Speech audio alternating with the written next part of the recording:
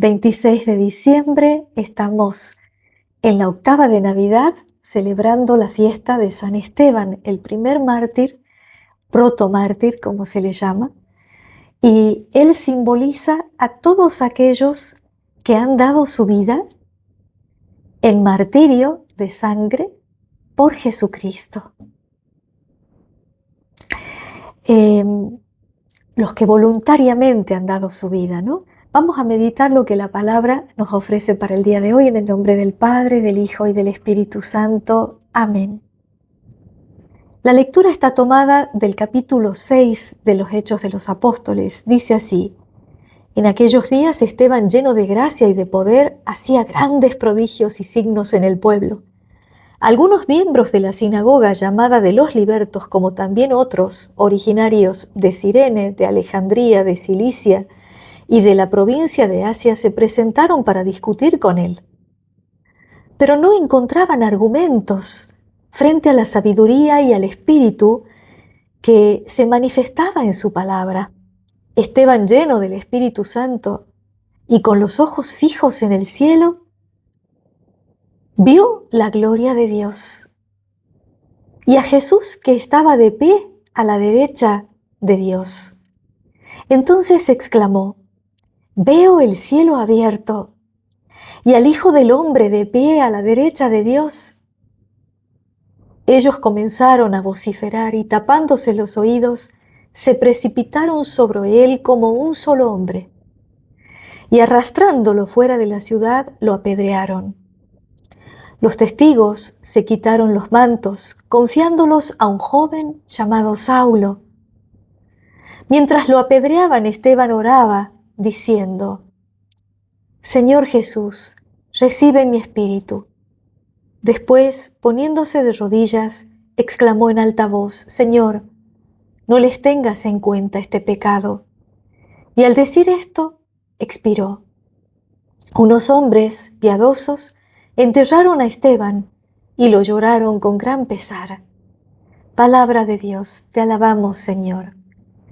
El Salmo responde a esta lectura, es el Salmo 30. En tus manos, Señor, encomiendo mi alma. En tus manos, Señor, encomiendo mi alma. Sé para mí una roca protectora, un baluarte donde me encuentre a salvo, porque tú eres mi roca y mi baluarte. Por tu nombre guíame y condúceme. Yo pongo mi vida en tus manos, tú me rescatarás, Señor Dios fiel. Tu amor será mi gozo y mi alegría. Líbrame del poder de mis enemigos y de aquellos que me persiguen. Que brille tu rostro sobre tu servidor. Sálvame por tu misericordia. En tus manos, Señor, encomiendo mi alma. En tus manos, Señor, encomiendo mi alma.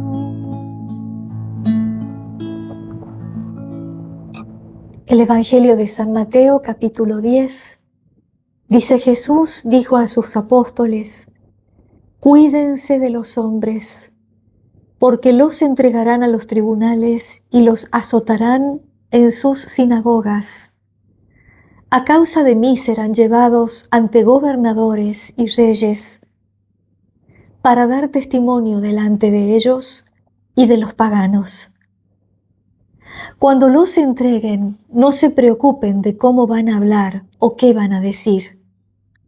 Lo que deban decir se les dará a conocer en ese momento, porque no serán ustedes los que hablarán, sino que el Espíritu de su Padre hablará en ustedes. El hermano entregará a su hermano para que sea condenado a muerte, Y el padre a su hijo, los hijos se rebelarán contra sus padres y los harán morir. Ustedes serán odiados por todos a causa de mi nombre, pero aquel que persevere hasta el fin se salvará. Palabra del Señor. Gloria a ti, Señor Jesús. Y en este día, como decíamos, recordando a todos aquellos que libremente, con una conciencia en plena voluntad y libertad, deciden entregar sus vidas en martirio al Señor desde los primeros tiempos, celebrando acá a San Esteban como primer mártir de la fe, volvemos a recordar que el seguimiento de Cristo exige, por un lado, entrega y abandono total de parte de quien le sigue, de quien se dice cristiano, seguidor de Jesucristo. Y esa entrega total llega al extremo de alcanzar incluso oportunidades inéditas, como lo dice el Señor en el Evangelio. Serán llevados ante gobernadores, ante reyes, y esas serán posibilidades de dar testimonio de mí, ante ellos, ante los paganos. Es decir, todo nos sirve a quienes buscamos expandir el reino de los cielos como ocasión para evangelizar. Y a eso estamos llamados como miembros del cuerpo de Cristo, hijos de Dios. Por eso el Señor nos dice: ustedes no teman lo que van a decir en ese momento, porque el Espíritu de su Padre, que es el Espíritu de Jesús, el que habita en nosotros, el que recibimos en el bautismo, dice, Él hablará. El Espíritu de su Padre hablará en ustedes. ¡Qué magnífico don!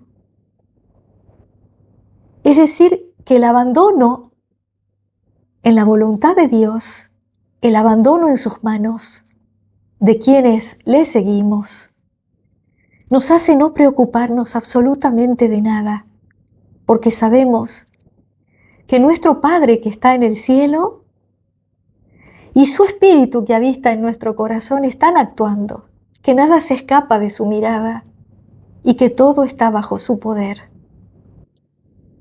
Aún el que alguien decida quitarnos la vida está en su voluntad. ¿Por qué? Porque todo sirve para aquel que cree para bien. Dios dispone todas las cosas para bien. Y muchas veces, y de hecho siempre, la entrega de mártires a lo largo de la historia de la Iglesia ha sido un sembradío de fe, como un nuevo florecimiento de la fe. Han sido ellos los cimientos sobre los cuales, como semillas sembradas en un campo, han producido como frutos mayor y mayor y mayor y mayor incremento de fieles. Todo lo contrario a lo que uno podría imaginar, ¿no? Quienes a veces propagan el martirio o propician el martirio, lo que buscan es exterminar la fe. Pero Dios opera al revés de lo que el ser humano piensa. Y cuando ha habido mártires en nuestra iglesia, mucho más ha florecido la fe en esos lugares de martirio. Increíblemente. Pero así es la obra de Dios, que no se deja ganar en misericordia. Por eso nosotros no debemos temer, al punto que el Señor nos previene y dice, miren que los hijos se rebelarán contra sus padres, que el padre entregará a su hijo, que un hermano entregará a otro hermano a la muerte. Ya en algún momento Él nos hablaba, ¿no? Yo he venido a traer fuego sobre la tierra, no la paz como el mundo la entiende, la paz de no tener problemas, de que no haya complicaciones, de que todos nos llevemos de 10 como hoy el mundo nos pide con el relativismo moral, ¿no? Tenemos que estar a buenas con todos. Total, cada uno es libre de hacer lo que quiera, de pensar lo que quiera y lo que quiera que piense está bien, eso dice el relativismo moral. Y nosotros cristianos muchas veces nos entramos en esa vorágine de querer quedar bien con el otro, de que el otro no me desprecie, de que no no me cercene, no me segregue por yo ser seguidor de Cristo, y entonces me quedo mudo aunque vea que se está cayendo por un barranco su alma, ¿no? Porque si ese hermano está viviendo en fornicación, como ocurre con aquellos que viven sin casarse de acuerdo a los ojos de Dios, viven en una fornicación continua, o los que viven en adulterio, y cuántos otros pecados graves, como el matar, el robar y cuántas cosas más. Todo el que vive en pecado, el saldo del pecado es la muerte espiritual. Y aquellos que nos damos cuenta que un hermano está en pecado, no estamos juzgando al hermano por ir y decirle, mira, esto que estás haciendo está mal y te puede producir una muerte eterna, podés perder tu alma. Aprovechá este tiempo de la misericordia que Dios nos da hasta su segunda venida. ¿No? Somos heraldos del Evangelio, somos testigos de Cristo, no del mundo. No aplaudimos las obras del mundo. Al contrario, el Señor nos manda a hacer luz en las tinieblas, nos manda a encender su lámpara en los lugares de oscuridad. Entonces, no tengamos miedo a que nos digan, ya no sos más mi amigo, porque me dijiste la verdad. Ya no sos más mi amigo, o ya no te llamen para algún encuentro que quizás hagan, o alguna reunión o fiesta, porque digan, este se pone a señalarnos con el dedo. ¿Quién es para señalarnos? ¿Quién es para juzgar? Nosotros no estamos juzgando, no juzgamos a las personas. Estamos llamados a juzgar y a denunciar el pecado. Es nuestra obligación, es nuestro deber, porque también como a Abel lo mató su hermano Caín, después Dios le pregunta a Caín, ¿dónde está tu hermano? Una vez el Papa Francisco hizo alusión a esto, porque muchas veces el Señor puede preguntarnos a nosotros, ¿dónde está tu hermano? Es decir, ¿qué cuidados tomaste de tu hermano?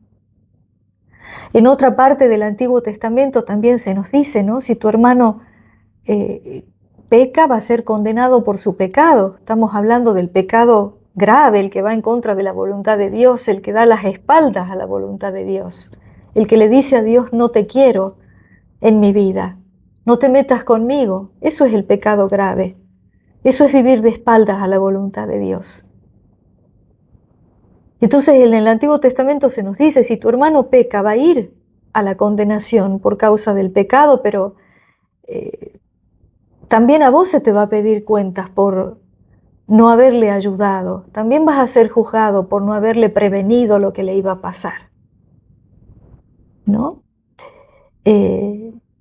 Entonces estamos llamados a una responsabilidad, si se quiere, acerca del pecado en sí, no de señalar al pecador, sino de, con caridad, decirle, mira, esto que estás haciendo es contrario a la voluntad de Dios y puede traerte mucho perjuicio a tu vida, puedes perder tu vida eterna por causa de placeres pasajeros en el mundo, de cosas que te están exterminando, porque tarde o temprano vivir en pecado lleva a la muerte espiritual, a un sinsentido en esta vida.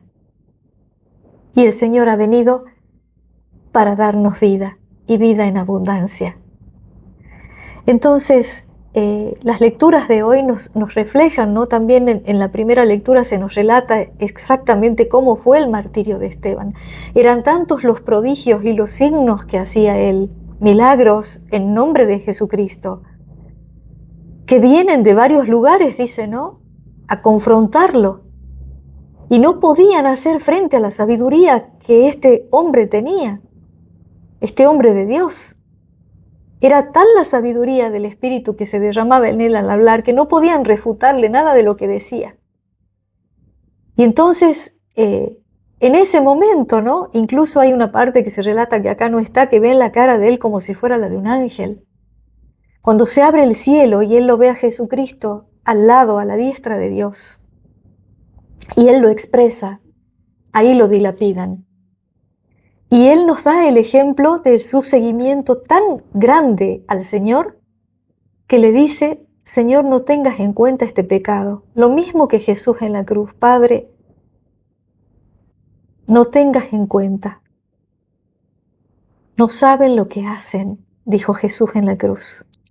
Esteban dice, no tengas en cuenta, Señor, este pecado. Es decir, nuestro amor a Dios como verdaderos cristianos debe ser ese amor incondicional que no tiene miedo al mundo, sino que lo único que pretende es que se establezca el reino de Dios en el mundo. Esta buena nueva, el Evangelio, Jesucristo, Él es la buena nueva que nos mandó proclamar a todos los rincones del mundo.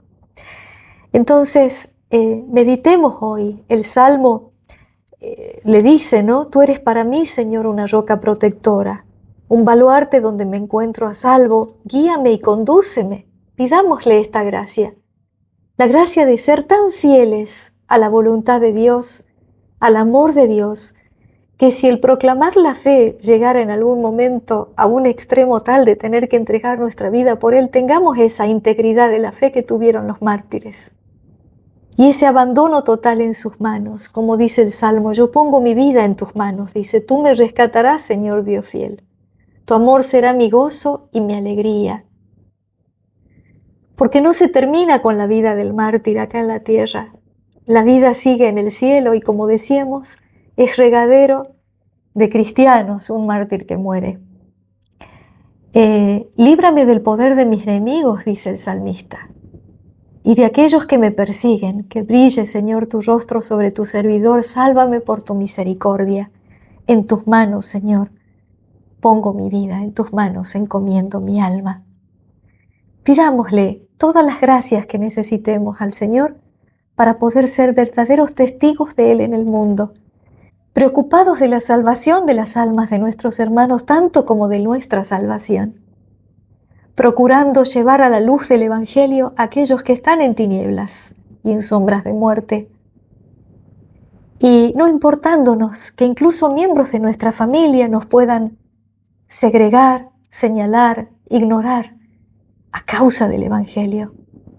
Por eso el Señor dice, aquel que persevere hasta el fin, se salvará. En otra parte nos dice, el que pierde su vida por mí la encontrará. En tus manos, Señor, encomiendo mi alma.